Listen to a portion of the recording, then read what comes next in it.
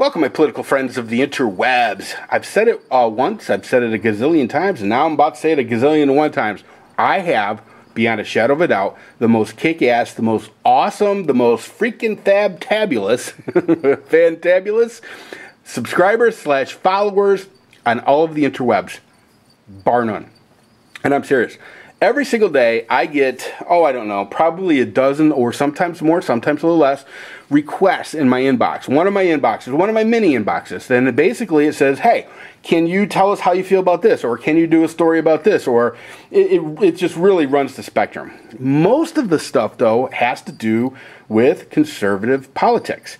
And I dig that. That stuff runs through my veins. You people know that about me. I mean, I am a political freak, especially when it comes to conservative politics, But every now and again, I will get a request from somebody to talk about something that kind of, is out of my comfort zone. And, I kind of dig that because it's like a challenge to me. And so this happened yesterday. Somebody sent me a PM and they said, hey, what do you think about this Julian Assange situation? And I'm like, well, yes, I better look into it. And I knew who Julian Assange was. And if you don't know, he's the founder or one of the founders of Wikileaks. And you'd have to be living under a rock not to know about Wikileaks. But I'll be honest with you. I mean, I had some thoughts about it early on. Hadn't heard his name in a little while. Hadn't paid much attention. I've really been sidetracked with this whole election stuff and the war on coal and all that. So I thought, I better go take a look and see what's going on. Well, apparently, he has been in Great Britain. He's been in the UK. The United Kingdom. And he has just now learned recently that they were going to extradite him to Sweden, which is where he's I'm not sure if he's facing charges or facing quote unquote questioning, which would lead very, very quickly to charges, no doubt. And he had been fighting extradition because Sweden could not guarantee him that they would not extradite him to the United States, where the fear was that he would be put to death for a myriad of things. Okay, we'll cover that in a few minutes. So, apparently the UK will not extradite anybody to a country where there is a possibility that they may face death. So, once he found out that the UK was not going to allow him to continue fighting his extradition to Sweden, he then walked into the Ecuadorian embassy in I think London, and basically, it must have been London, yeah, and basically said, I need asylum. And Ecuador, kind of a left-leaning or hugely left-leaning country, says, oh yeah, they may send you to the United States, huh? Yeah, we'll give you all kinds of asylum. It's good to have friends in the Northern Hemisphere. I guess maybe is Ecuador technically in the Northern Hemisphere? It doesn't matter. Anyway, they're clearly not our friends. That's a fact. So I'm just actually surprised that it wasn't Russia or China, one of our other fans. So, and if we're going to keep into the spirit of the Americas, Hugo Chavez, I'm really surprised that he didn't send a private jet for him. So anyway, so Julian Assange is going to apparently, or isn't going to, he asked Ecuador for asylum. They granted it. Now the UK has upped the ante by saying, hey, we're going to come and get him in your embassy. We don't care if it's considered sovereign territory or not. A lot of people don't realize your country's embassy is considered sovereign territory, which means that, for example, the United States Embassy just to use Great Britain as an example, when you're in the United States Embassy in Great Britain, you're basically in the United States. That's just the way it works through treaty. So Ecuador got a little pissy about the UK threatening that move, and then the UK, which I don't think they're going to raid the Ecuadorian embassy. I really don't, because it would set a very bad precedent. So then what they said was, well, you know what? We still reserve the right to do that, but we're not going to give him safe passage out of the UK. So basically, that means that, okay, Ecuador has given him asylum, but he's going to be basically under house arrest or embassy arrest. Which, don't get me wrong, those embassies are really nice, but I don't think it's, basically like being in a prison. Although, still better than being dead. Now, I don't know that we would put him to death. We probably wouldn't. But I would say that if he made it to the United States, he'd probably get life in prison. All right, now let me get to that, because I remember when he first leaked tons and tons and tons of classified documents. I don't know if you remember this or not, but you should remember that a United States soldier named Bradley Manning basically downloaded a crap ton of classified information, classified documents, and got them somehow, and I don't remember now how he did it, but he managed to get it to Wikileaks. And then Wikileaks, well, at first they threatened to publish it, and then they published some of it, and a lot of it was damning, and some of it hurt or put into jeopardy our United States fighting men and women. And so knee-jerk reaction, especially by me at the time, was, hang this son of a bitch for treason. You know, well, there's a problem with that. He's not American. He is Australian, I believe. He's Austrian or Australian. I think Australian. He can't be hung for treason because he's not a traitor. You have to be a citizen of the country to be considered a traitor. So that lets him off the hook there, you know. So I'm like, all right, he's not a traitor, but still hang him. Well, here then things get a little murky for me. Or I shouldn't say murky. They get a little, well, let me put it this way. One of the things that I absolutely disdain is hypocrites. I hate people that harp about one thing and then first chance they get, they flip the script. I hate that. Listen, I am the first one to accuse liberals of doing that all the time, because they are huge hypocrites. Liberals are some of the biggest hypocrites on the freaking planet. At least conservatives, for the most part, have conviction. You know, they have their stances. That's what they take, and they don't usually waver from it. Whereas I think liberals, for the most part, these people flip around constantly. You never know, they're going to talk about your wafflers. But anyway, I hate that. I absolutely hate that. I hate hypocrites. I hate everything about hypocrites. And even when, from time to time, when I end up being a hypocrite, I slam my damn self for it. So here's the problem. All right, let me back it up to before the WikiLeaks release of the Bradley Manning documents. I'm going to back it up to a time when WikiLeaks and its founder, Julian Assange, hacked into, or I don't know that they did, but they ended up with the emails of a bunch of global warming scientists. Now, I'm talking the big dogs of that movement outside of Al Gore. And it was pretty damning stuff. The emails showed a lot of the scam that was going on, and it really opened up a ton of people's eyes to the fraud that was being perpetrated on the whole world.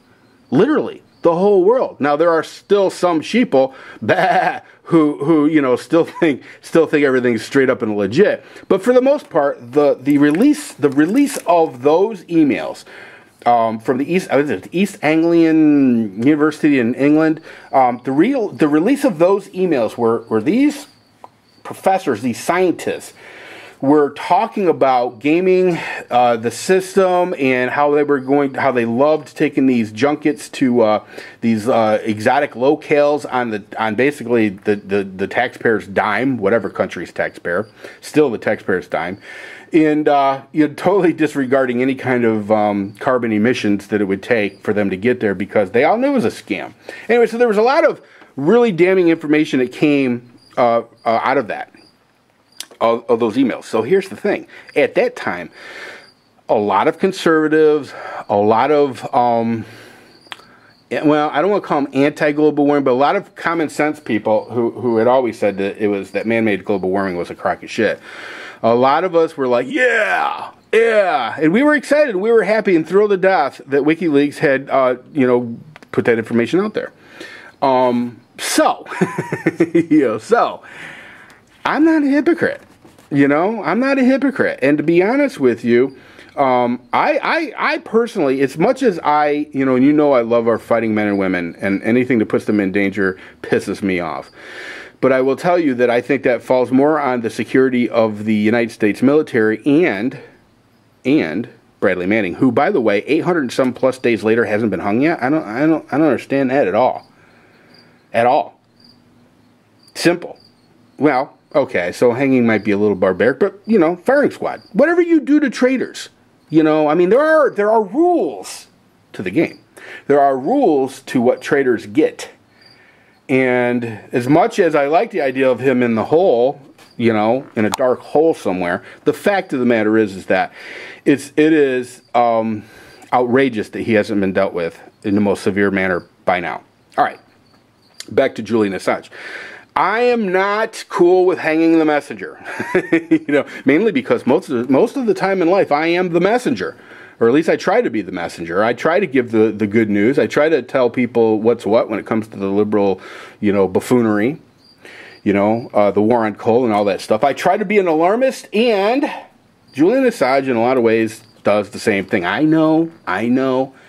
A lot of you right now are like, what the hell? The truth of the matter is that he is just that. He is the messenger. He was not a United States citizen. Now, having said that, if he would have been a United States citizen, I would say that he needs to be right next to Bradley Manning, making out his last will and testament. Okay, because I do believe that traitors should be dealt with in the most extreme manner, in the traditional manner.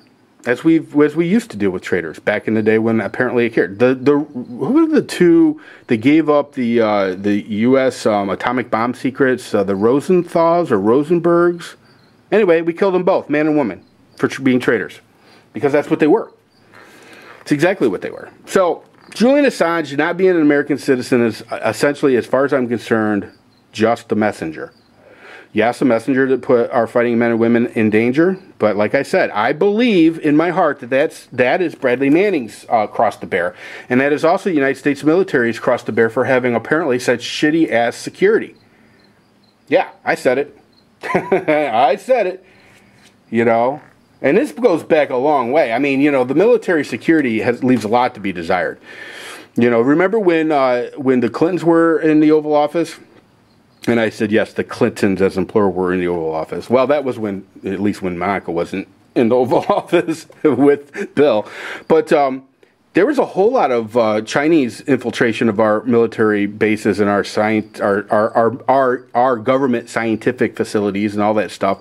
Tons and tons of stuff went to the Chinese. Now, I've always said, and I said it back then, that the Clintons were, you know, selling their souls to get reelected, and the Chinese government gave them a whole lot of money for their reelection campaign through a surrogate, of course.